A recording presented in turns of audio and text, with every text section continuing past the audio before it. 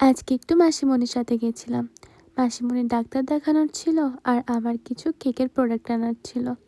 দেখো এখানে আমি ফুল গাছটাকে নেওয়ার চেষ্টা করছিলাম যে কত সুন্দর লাগছে যদি আমি ভিডিওটা করতে পারি। আর এখানেও দেখো সামনে আরেকটা ফুল গাছ দেখাচ্ছিলাম যে কি সুন্দর না লাগছে। তো ট্রেনে যেতে যেতে সময় কেটে গেল।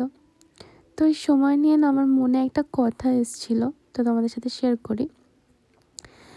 যে মানে একটা বছর যে কতটা বড় সময়, সেটা সেই মানুষটাই বোঝে যে ফেল করে।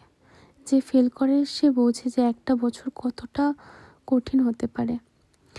আর একটা মাস, যে 1 মাসের স্যালারি পায়নি তার জন্য ওই 1 মাস যে কতটা কঠিন হয় সেই জানে। আর 1 সপ্তাহ, যে ধরো 1 সপ্তাহ ধরে হসপিটালে ভর্তি, সে জানে কীভাবে 1 সপ্তাহ কাটিয়েছে সে। আর একদিন, যে ধরো একদিন খেতেই পারেনি, একদিনের মূল্যটা সে বোঝে যে একটা দিন কত কষ্ট করে সে কাটিয়েছে। আর যদি বলো 1 ঘন্টা, ধরো কেউ কারোর জন্য 1 ঘন্টা ধরে অপেক্ষা করছে, সে বোঝে যে 1 ঘন্টাটা কতটা বড় সময়, সে কীভাবে কাটিয়েছে 1 ঘন্টা।